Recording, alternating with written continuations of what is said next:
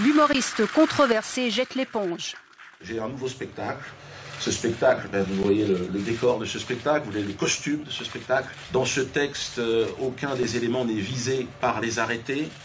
Je pense que cela entérine, si vous voulez, la fin d'un débat judiciaire. Aujourd'hui, il n'y a plus d'affaires Dieudonné, concentrez-vous sur autre chose.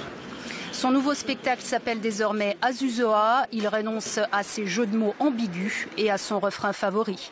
Avec nous, Amir Forotan, bonsoir. Vous avez 27 ans, vous êtes secrétaire général d'une ONG ici à Genève. Vous avez étudié dans le domaine du droit. Vous nous avez dit, moi je suis les moindres faits et gestes de Dieudonné depuis au moins 10 ans maintenant. Aujourd'hui, vous entendez, on dit, c'est devenu un homme politique, c'est un antisémite. Qu'est-ce que vous répondez? Je vais vous répondre, mais d'abord j'aimerais dire trois choses très brièvement. La première des choses, c'est que la possibilité de s'exprimer à titre personnel est un principe fondamental. Si vous n'avez pas ça, si vous n'avez même pas ça, alors vous n'avez pas tout le reste. Le problème fondamental est ceci, c'est que vous n'empêchez jamais les gens qui ont le pouvoir de s'exprimer. Vous empêchez par définition les gens qui sont faibles et marginaux de s'exprimer. On n'a jamais empêché les rois de France, le roi d'Arabie Saoudite, Netanyahou, George Bush, les généraux de l'OTAN de s'exprimer. Or, vous trouvez dans les déclarations du pouvoir des appels à la haine, au meurtre, au génocide, et ceux-là sont vraiment dangereux vu que ces gens-là ont le pouvoir. Dieudonné, lui, jusqu'à preuve du contraire, n'est pas à Matignon ni à l'Élysée. Sa seule arme est le rire. Mais la deuxième des choses, c'est que je défends aussi un principe qui me paraît beaucoup plus fondamental que la liberté d'expression, c'est l'égalité de tous devant la loi. Comment se fait-il? Est-ce que les spectateurs de Dieudonné, qui sont manifestement de toutes les origines, ont-ils le droit d'aller voir ces spectacles? Est-ce que moi, j'ai le droit de voir du second degré dans son humour, là où Philippe Quenel voit du premier degré? Et enfin, une question à Madame Salerno. Vous avez eu en France un spectacle qui s'appelle Golgotha Picnic, dont le projet scatophile consiste à lancer des excréments humains sur la face du Christ. Pour un catholique fervent, c'est au moins aussi choquant que Chaud Ananas. Or, cette pièce n'est pas interdite. Pire, elle est abondamment subventionnée par les pouvoirs publics. Sinon, personne n'irait voir cette chose. Alors, vous êtes directement interpellée, Sandrine Salerno. Bon, je ne connais pas du tout cette pièce, donc je ne peux pas me positionner. Par contre, ce que j'ai envie de vous dire en tant que maire de la ville de Genève, c'est que moi, j'ai envie que mes concitoyens, mes concitoyennes aient une place digne et qu'ils vivent ensemble. Lorsque vous avez des personnes que vous qualifiez d'humoristes, mais qui ne font pas d'humour, qui sont des hommes politiques, qui viennent et qui propagent un discours de haine, de racisme et d'antisémitisme, je ne pense pas qu'ils nous aident à vivre ensemble. Et donc je pense que mon rôle, c'est de le dire, et mon rôle, c'est de faire en sorte que ces discours-là soient combattus et qu'ils soient à la marge. Accuser Dieudonné de faire de la politique, c'est sans doute l'accusation la plus grotesque. Mais il s'est présenté aux européennes ou pas? Je vais vous répondre. Tout à fait. La réponse est oui, il s'est présenté aux européennes. Les humoristes ont toujours fait de l'humour. Beppe Grillo en Italie, Coluche s'est présenté au présidentiel. C'est aussi un homme politique, Grillo. Oui, tout à fait. C'est un homme politique et qui participe au marasme en 2002, quand Dieudonné se présentait à Dreux contre le Front National, ça ne vous gênait pas, là? Il n'y avait pas de problème. Il recevait sa petite tape sur l'épaule du Parti socialiste français, qui disait que c'était un bon nègre parce qu'il va taper sur le Front National. Je ne parle pas comme ça, je ne parle pas de bon ou de mauvais citoyens. Ce que je veux dire, c'est que Dieudonné appelle à la liberté de discrimination. C'est bien là le problème. Et on appelle simplement à avoir un petit peu un éclairage plus précis sur ces propos. On essaye de le faire, de sensibiliser le public à ça et de dire attention, on ne se trompe pas de débat. Dieudonné, très clairement, est engagé dans un combat politique. Merci Madame le maire. C'était le cas en 2002 face au Front National et ça ne vous gênait pas. C'était le cas, mais il n'avait pas de propos discriminatoires à l'égard des Juifs pour lesquels il appelle à la violence à la haine. Sur une scène de théâtre. En 1990, avec Elie Moon, Dieudonné fait un spectacle qui s'appelle Cohen et Bokassa. Il dit, vous savez, donc la phrase qu'on reproche à Dieudonné, c'est Patrick Cohen, les chambres à gaz, dommage. En 1990, il dit à Elie Moon, les Boches, en 1945, ils auraient pu finir le travail. Ces deux phrases sont parfaitement symétriques. Comment ça se fait que il y a 20 ans, vous compreniez que c'était de l'humour et maintenant plus? Je vais vous dire pourquoi. Il y a un point qui est important aussi selon la législation lorsqu'on a, notamment, nous aussi, des dénonciations à faire au tribunal. L'importance, c'est l'intention.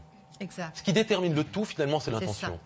Il y a une intention malveillante. Vous sondez les cœurs, vous sondez les âmes. Je me sonde moi, je me sens heurté et insulté. Mais moi, je me sens heurté, insulté par Golgotha Picnic. Eh bien, mobilisez-vous. Qui vous l'empêche de le faire? Écrivez à la ville de Genève, écrivez au conseil administratif en charge de la culture. Donc on va tout interdire. C'est-à-dire faire les blagues sur les Arabes et les Noirs. Loïc, on va laisser la parole à Loïc Péclard. Allez-y. Vous n'avez pas encore pu vous exprimer. Vous avez 25 ans. Vous aussi, vous êtes un fan de Dieudonné. Allez-y. Oui, un très grand fan. Je tiens à remercier monsieur. Vous n'allez pas me remercier, on n'a rien autorisé. D'accord, on n'a juste pas interdit. Aujourd'hui, c'est la nuance. À Nyon, il passe quand même à Nyon son spectacle passe à Nyon. Donc pour ça, merci de ne pas avoir cédé aux pressions. On n'a pas cédé aux pressions. D'avoir annulé son spectacle. Ensuite, tant qu'on crache sur les Noirs, les Arabes, les Chinois, les Portugais, les Belges, pas de problème. Sur les catholiques, qui pas de problème? On ne vous a pas entendu. On ne vous a pas entendu vous mobiliser sur ces sketchs de Dieudonné, sur les Africains. Moi, j'aime les procès d'intention. Sur ça, on peut y aller. Moi, je suis Dieudonné anti-système, finalement. Est-ce qu'on ne s'attaque pas spécialement à ce monsieur parce qu'il est anti-système, Laurent Flutsch? Non, je ne sais pas, j'ai pas l'impression, mais je trouve très intéressant ce qui vient d'être dit, parce que moi aussi, je peux classer certains propos de Dieudonné dans le même mouvement que ceux de messieurs Freisinger et d'autres gens dont je crois qu'on ne peut pas m'accuser d'apprécier le discours. Mais ils ne sont pas interdits, eux.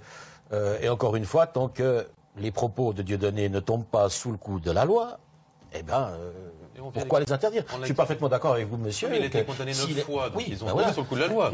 Il n'aurait pas été condamné aux États-Unis, au Canada, dans les pays anglo-saxons et scandinaves. On n'est pas dans les pays anglo-saxons, Il y a des principes dans les États de droit. On respecte la loi du pays dans lequel Amir Forotan, est-ce que ce côté anti-système, c'est quelque chose qui vous séduit? Vous avez l'impression que c'est ça que vous adhérez à Dieudonné?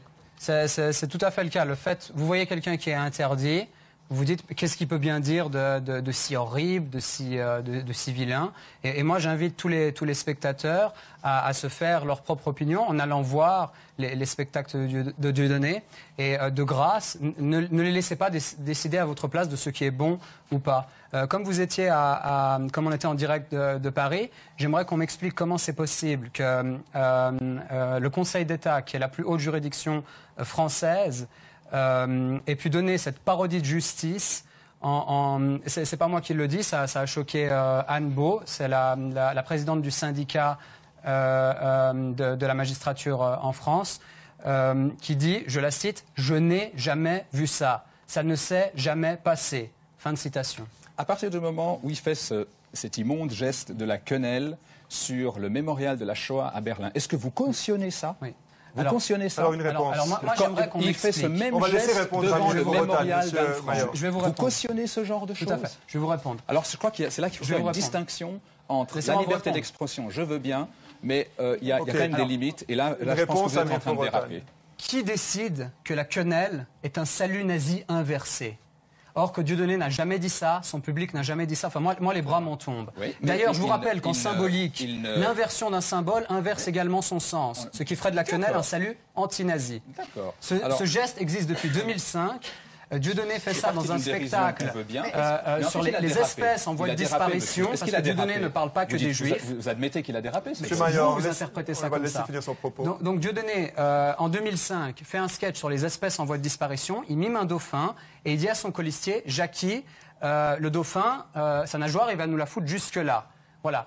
Il a fallu 9 ans pour que M. Kuckerman décide que ce geste, ou M. Jakubowicz, pardon, décide que ce geste est un salut nazi inversé et une sodomisation des victimes de la Shoah. Est-ce que vous vous rendez compte dans quel délire on rentre?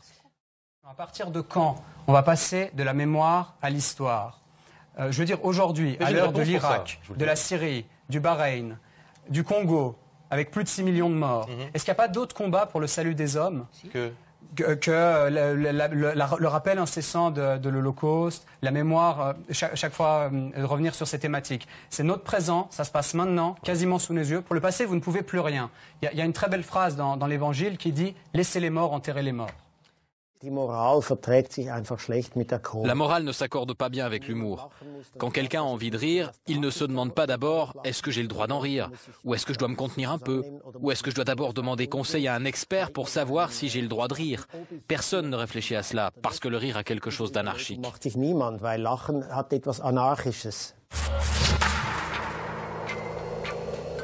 Laurent Flutsch, coïncidence ou air du temps? Air du temps, je dirais. Il a parfaitement raison, Giacobo. Le rire est anarchique. Et la morale, c'est une chose, la sensibilité, c'est une chose, et la loi, encore une fois, en est une autre. Et si on ne peut plus plaisanter sur les traits nationaux, si on ne peut plus faire des histoires belges ou dire que les Valaisans sont peut-être un peu magouilleurs, ou les Genevois des grandes gueules, ou les Vaudois des Bernois qui parlent français, on est très mal. Où est la limite? Alors, je crois savoir que l'interprétation de l'article 261 bis ne condamne pas justement les vannes sur les nationalités, c'est quelque chose d'autre. Donc du coup, c'est légal, donc du coup, arrêtons d'être puritain à ce point-là, parce qu'un autre jour ou une autre décennie, on sera puritain sur la religion ou sur d'autres aspects.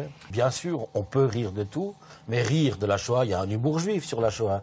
Et le rire de quelque chose, ça ne veut pas dire qu'on le cautionne, ça ne veut pas dire qu'on en fait l'apologie, ni même qu'on l'accepte. Au contraire, le rire peut parfois guérir et aider à accepter l'horreur. Il y a un film de Benigni qui le montre bien. Absolument. Donc, pour moi, on peut rire absolument de tout. Moi, j'ai posé une question tout à l'heure par rapport à tout ce débat. Si on prend une autre communauté qui a souffert énormément au fil de l'histoire, les homosexuels, qui ont aussi été persécutés par les nazis, etc. Est-ce qu'il fallait interdire la cage aux folles?